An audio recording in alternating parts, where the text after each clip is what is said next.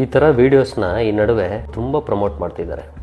ಇದ್ರ ಉದ್ದೇಶ ಏನಿರ್ಬೋದು ಅಂತ ನಾನು ಸಾಕಷ್ಟು ಅನಲೈಸ್ ಮಾಡಿ ನೋಡಿದಾಗ 2035 ಅಷ್ಟರಲ್ಲಿ ಬರೋ ಒಂದು ಬಿಗ್ಗೆಸ್ಟ್ ಪ್ಯಾಂಡಮಿಕ್ ಯಾವುದು ಅಂದರೆ ಮೆಂಟಲ್ ಹೆಲ್ತ್ ಪ್ಯಾಂಡಮಿಕ್.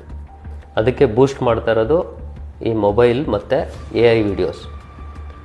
ಈಗ ಜನ ಯಾವುದು ಸತ್ಯ ಯಾವುದು ಸುಳ್ಳು ಅನ್ನೋ ಜಡ್ಜ್ಮೆಂಟೇ ಕಳ್ಕೊತಾ ಬರ್ತಾ ಇದ್ದಾರೆ. ವಿಡಿಯೋಲಿ ಏನು ಬರುತ್ತೆ ಅದು ನಿಜ ಅಂತ ಡಿಸೈಡ್ ಮಾಡಿಬಿಡ್ತಾ ಇದ್ದಾರೆ. ಇದು ಫ್ಯೂಚರಲ್ಲಿ ಹ್ಯುಮ್ಯಾನಿಟಿ ಮೇಲೆ ತುಂಬ ದೊಡ್ಡ ಇಂಪ್ಯಾಕ್ಟ್ ಮಾಡುತ್ತೆ ನೆಗೆಟಿವ್ ಆಗಿ. ಆದಷ್ಟು ನೀವು ಏನು ನೋಡ್ತೀರಾ ಅದು ಯೂಸ್ಫುಲ್ ಇದೆಯಾ? ಬ್ರೈನ್ಗೆ 24 hours ಕೆಲಸ ಕೊಡ್ತಾ ಇದ್ದಾರೆ ತುಂಬ ಜನ. ಓವರ್ ಅಡಿಕ್ಷನ್ನು ಬ್ರೈನ್ ಮೇಲೆ ತುಂಬ ನೆಗೆಟಿವ್ ಆಗಿ ಡ್ಯಾಮೇಜ್ ಮಾಡ್ತಾ ಬರುತ್ತೆ. ಆಮೇಲೆ ಮನುಷ್ಯನಿಗೆ ಯಾವುದೇ ವಿಚಾರದ ಬಗ್ಗೆನೂ ಕಂಟ್ರೋಲ್ ಇಲ್ಲದೆ ಇರೋ ಥರ ಮಾಡುತ್ತೆ.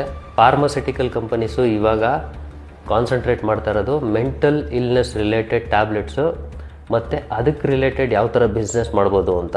ಅದಕ್ಕೆ ಬೇಕಾಗಿರೋ ಪೇಷಂಟ್ಸ್ನ ಈಗಾಗಲೇ ರೆಡಿ ಮಾಡ್ತಾ ಇದ್ದಾರೆ. ಬಿಲಿಯನ್ಸ್ ಆಫ್ ಡಾಲರ್ ಬಿಸ್ನೆಸ್ ಆಗಿರೋದ್ರಿಂದ ಅದಕ್ಕೆ ಈಗಾಗಲೇ ಪ್ರಾಡಕ್ಟ್ಸ್ನ ತಯಾರು ಮಾಡ್ತಾ ಇದ್ದಾರೆ. ಅದನ್ನು ಹೆಂಗೆ ಪ್ರಮೋಟ್ ಮಾಡ್ಬೋದು. ಮೆಂಟಲ್ ಹೆಲ್ತ್ ರಿಲೇಟೆಡ್ ಸಾಕಷ್ಟು ಕ್ಲಿನಿಕ್ಗಳು ಓಪನ್ ಆಗುತ್ತೆ, ನೋಡ್ತಾ ಇರಿ. 2035 ಅಷ್ಟರಲ್ಲಿ ಒಂದು ಮನೇಲಿ ಒಬ್ಬ ಮಾನಸಿಕ ಅಸ್ವಸ್ಥ ಇದ್ದೇ ಇರ್ತಾನೆ ಅಂತ ಸ್ಟಡೀಸ್ ಮತ್ತು ರಿಸರ್ಚ್ ಹೇಳುತ್ತೆ. ಏನಕ್ಕೆ ಅಂದರೆ ಎಲ್ಲರೂ ಸ್ಕ್ರೀನ್ ಅಡಿಕ್ಟ್, ಓವರ್ ಇನ್ಫಾರ್ಮೇಷನ್ ತೊಗೊತಾ ಇದ್ದಾನೆ. ಒಂದು ವಿಡಿಯೋ ಆದಮೇಲೆ ಇನ್ನೊಂದು ವಿಡಿಯೋ, ಎಮೋಷ್ನಲ್ ಏರಿಳಿತಗಳು ಆಗ್ತಾ ಅದು ಬ್ರೈನ್ನ ಕನ್ಫ್ಯೂಸ್ ಮಾಡಿ ಸಾಕಷ್ಟು ಜನರಿಗೆ ಮೆಂಟಲ್ ರಿಲೇಟೆಡ್ ಕಾಯಿಲೆಗಳು ಬರುತ್ತೆ. ಒಂದೇ ಬರುತ್ತೆ, ಅದರಲ್ಲಿ ಡೌಟೇ ಬೇಡ. ಆದಷ್ಟು ನೆಸೆಸಿಟಿ ಇದ್ದಿದ್ದ ಕಡೆ ಎಲ್ಲ ಮೊಬೈಲ್ ಯೂಸ್ ಮಾಡಿ, ಬಿಡಿ ಅಂತ ಹೇಳಲ್ಲ. ಜಾಸ್ತಿ ಅಡಿಕ್ಟ್ ಆಗಿದ್ದರೆ ಒಂದು ಸ್ವಲ್ಪ ಅದ್ರ ಕಡೆ ಗಮನ ಕೊಡಿ, ಹುಷಾರು.